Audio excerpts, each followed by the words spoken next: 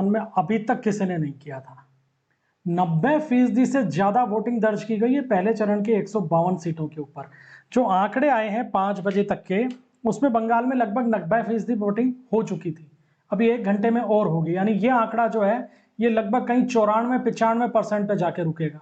तो आप सोचिए, इस तरीके से ये कहा जा सकता है कि बंगाल में सबने वोट डाल दिया। एसआईआर के बाद में ये बात उठ रही थी कि पोलिंग कम होगी, एसआईआर का उस पर इम्पैक्ट आएगा, वोट पर परसेंटेज गिर सकता है, लेकिन ऐसा कुछ नहीं हुआ। और हम पहले से ये कह रहे थे कि एसआईआर हो गई है तो वोट परसेंटेज बढ़ेगी, क्योंकि एसआईआर के अंदर वो तमाम नाम हट चुके हैं जो होने नहीं चाहिए थे वोटर लिस्ट के अंदर। उनका उपयोग यही था कि उनके नामों के आधार पर फर्जी वोट डल रहे थे। तो फर्जी कितने डल सकते थे? 10%, 5%, 20%। लेकिन अब क्या है, वोटर लिस्ट से वो नाम सारे हट चुके हैं, तमाम मतदाता वहां मौजूद हैं और अब 90% पोल लगभग बंगाल के अंदर दर्ज किया जा रहा है। और इसका सबसे अहम कारण जानते हैं आप क्या है? कि बंगाल के वोटर्स ने इस बार बदलाव के लिए वोट दिया है, उन्होंने बंगाल के डेवलपमेंट के लिए वोट दिया है, उन्होंने बंगाल के लॉ एंड ऑर्डर को पटरी पे लाने के लिए वोट दिया है। और बंगाली अस्मिता का जो एक नैरेटिव इस आधार पे जोड़ा जा रहा था कि बंगाल वर्सेस देश के दूसरे राज्य, उसको खत्म करते हुए अब उन्होंने बंगाली अस्मिता के इस नैरेटिव को सेट किया है अपनी पहचान से, अपने बंगाल से, उस पहचान से जो लगातार खोती जा रही है। क्यों खोती जा रही है? जैसे ही आप बंगाल में प्रवेश करेंगे आप अपने आप समझ जाते हैं। खैर, बात आज करते हैं चुनाव की। तो चुनाव किस तरीके से हुआ है? एक तो सबसे पहली बात यह है कि आज आप मेन स्ट्रीम मीडिया की सुबह से हेडलाइंस देखिए, ऐसे दिखा रहे हैं जैसे बंगाल में पता नहीं कितनी हिंसा हो गई। जबकि आपको आज बताते हैं कि बंगाल में पिछले चुनाव में जितनी हिंसा होती रही है उससे 95% से भी कम घटनाएं आज दर्ज की गई हैं। केवल 5-6 प्रमुख घटनाएं हुई हैं हिंसा की, और मौत किसी की भी नहीं हुई। हालांकि एक की सूचनाएं आ रही हैं अपुष्ट की एक व्यक्ति की मौत हो सकती है, लेकिन उसके बारे में कोई पुष्टि नहीं हुई है। और जो प्रमुख घटनाएं हुई हैं उनके बारे में बता देते हैं आपको। एक जो बड़ी घटना हुई थी वो तो हुई थी बीजेपी के कुमारगंज से जो उम्मीदवार हैं शुभेंदु सरकार, उनके ऊपर टीएमसी कार्यकर्ताओं ने हमला कर दिया था। उनका वीडियो भी वायरल हो रहे हैं कि वो आगे भाग रहे हैं और टीएमसी के कार्यकर्ता उनको दौड़ा दौड़ा के पीट रहे हैं। अब इसको किस तरीके से प्रेजेंट किया जा रहा है कि जनता ने पीटा? जनता ने नहीं, टीएमसी के गुंडों ने पीटा। और अब आपको अपडेट और ये दे देते हैं कि जिन लोगों ने शुभेंदु सरकार पे हमला किया था उनको सबको उठा लिया गया है, गिरफ्तार हो चुके हैं और अब तबीयत से उनकी सेवा की जाएगी। अब उनको सारे अगले पिछले अपने कर्म जो है जीवन के वो सारे याद आने वाले हैं। इसके अलावा जो दूसरी घटनाएं हुई हैं, लाभपुरा विधानसभा में एक भ्रमरकोल गांव है, वहां बीजेपी उम्मीदवार हैं देवाशीष ओझा, उनके इलेक्शन एजेंट विश्वजीत मंडल के ऊपर जानलेवा हमला हुआ, झगड़ा हुआ वहां पे। टीएमसी के गुंडों ने उन पे हमला किया, सिर फट गया, उनको हॉस्पिटल ले गए। इसके अलावा आसनसोल साउथ से जो बीजेपी के उम्मीदवार हैं अग्निमित्रा पॉल, उनकी गाड़ी के ऊपर हमला हुआ, गाड़ी के कांच तोड़ दिए गए।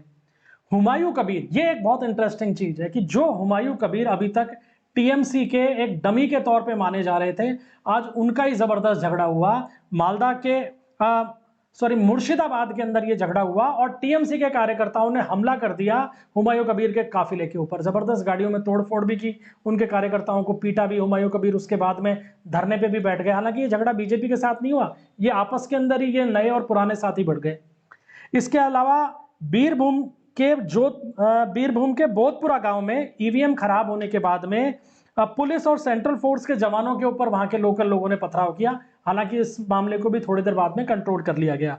तो कुल मिलाकर दोस्तों ये गिनी चुनी 8-10 प्रमुख घटनाएं आज के पहले चरण के मतदान के दौरान हुई हैं, जिनको देखकर जो भी कोई बंगाल की राजनीति को जानता है वो यही कहेगा कि बंगाल में चुनाव बिल्कुल शांतिपूर्ण हुए। क्योंकि पिछले चुनाव में देखिए हालात ये रहते थे कि कई लोगों की मौत तक हो जाया करती थी, और आज भगवान ना करे कि कोई आंकड़ा निकल कर आए, अभी तक ऐसी कोई सूचना नहीं है। और ये एक बड़ी उपलब्धि है चुनाव आयोग की, और चुनाव आयोग को इसके लिए धन्यवाद दिया जाना चाहिए। और ये जो पोल परसेंटेज आ रहा है ना 90+, इसके लिए भी चुनाव आयोग को बधाई मिलनी चाहिए। अब देखिए बंगाल में किस तरीके से पोल परसेंटेज बढ़ा। 9 बजे तक 18.76% वोट डले थे, 11 बजे ये आंकड़ा पहुंचकर हो गया 41+ का, 1 बजे 62% से ज्यादा मतदान हो चुका था, 3 बजे तक लगभग 78% से ज्यादा मतदान हो चुका था, और 5 बजे का जो आंकड़ा आया वो आया 89.93%, यानी लगभग 90% वोट 5 बजे तक। तो अब आप ये तय मान लीजिए कि ये आंकड़ा 93, 94 या 95% के ऊपर जाने वाला है। और जब इतना मतदान हुआ है, अभी तक समस्या क्या आती थी, मतदान कम रहता था तो जो मुस्लिम बहुल एरिया होते थे वहां तो मतदान स्वाभाविक रूप से ज्यादा होता था, हिंदू बहुल एरियो के अंदर मतदान कम था। लेकिन बंगाल में इन पहले चरण की जो 152 सीटें हैं, उन तमाम सीटों पे सभी लोगों ने वोट डाला है। तो इतना जब वोट डलता है ना दोस्तों, तो बदलाव के लिए डलता है। मैंने पिछले भी एक वीडियो में बताया था आपको कि लोग जो कह रहे हैं ना कांटे की टक्कर, कांटे की टक्कर, बंगाल का ये मतलब स्वभाव ही नहीं रहा है। बंगाल ने जब किसी की सत्ता को हटाया है तो तबीयत से हटाया है, और अब भी यही होगा कि ये सुनामी है। ये मान लीजिए आप 100+ सीटें इस पहले चरण के अंदर बीजेपी सिक्योर कर सकती है। कर जाए 110 तक आंकड़ा पहुंच जाए, बहुत आश्चर्य की बात नहीं होनी चाहिए, क्योंकि बंगाल में सत्ता परिवर्तन इसी तर्ज पे होता रहा है। जब लेफ्ट से टीएमसी ने सत्ता संभाली तो इसी तरीके से ली थी, और जब कांग्रेस से लेफ्ट ने ली थी तभी इस तरीके से ली थी, और अब जब तीसरी बार सत्ता परिवर्तन बंगाल में होगा ना, तो कुछ इसी तरीके से होने वाला है। अब कुछ सूचनाएं और बताते हैं आपको जो बंगाल के हमारे सोर्सेज से हमको मिली, कि 50 से ज्यादा ऐसी घटनाएं करने की कोशिश की गई जहां पे वोटर्स को उनके घरों से नहीं निकलने दिया गया या उनको वोट डालने से रोका जा रहा था। लेकिन हुआ क्या, जैसे ही इस बात की सूचना इलेक्शन ऑफिसर्स को या सिक्योरिटी फोर्सेस को मिली, बाकायदा सिक्योरिटी फोर्सेस का काफिला पहुंचा, उन्होंने उन बदमाशों को वहां से भगाया, कुछ हिरासत में भी लिए गए और बाद में लोगों को वोट डालने के लिए भेजा गया और उनका मताधिकार का प्रयोग लोगों ने किया। यानी टीएमसी ने कोशिश की, ऐसा नहीं है कि हथियार डाल दिए, कोशिश जरूर की टीएमसी ने, लेकिन जिस तरीके की व्यवस्थाएं चुनाव आयोग ने की थी उसके आगे वो तमाम कोशिशें फेल हो गई।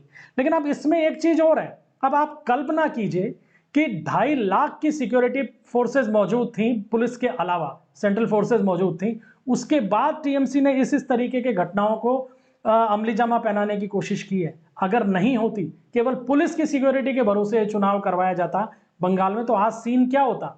आज का सीन बिल्कुल वैसा होता जैसा 2021 में चुनाव के बाद था, उसी लेवल की हिंसा होती। लेकिन आज हुआ क्या? कोई हिंसा नहीं, छिटपुट घटनाओं को छोड़ दिया जाए। एक आध जो बड़ी वारदात हुई, जैसे कि सुवेंदु जो है उनका नाम बोल सरकार, सुवेंदु सरकार के साथ जो घटना हुई, इस तरीके की एक दो घटनाओं को छोड़ दिया जाए तो बकायदा ये कह सकते हैं कि चुनाव आयोग के पूरे जो चाक चौबंद प्रबंध उन्होंने किए थे वो सफल रहे हैं। अब इसके अंदर एक चीज और महत्वपूर्ण देखने वाली है कि जो मालदा और मुर्शिदाबाद का रीजन है उसमें भी उस पैमाने पर हिंसा नहीं हुई जितना कि पिछले चुनाव में होती रही है।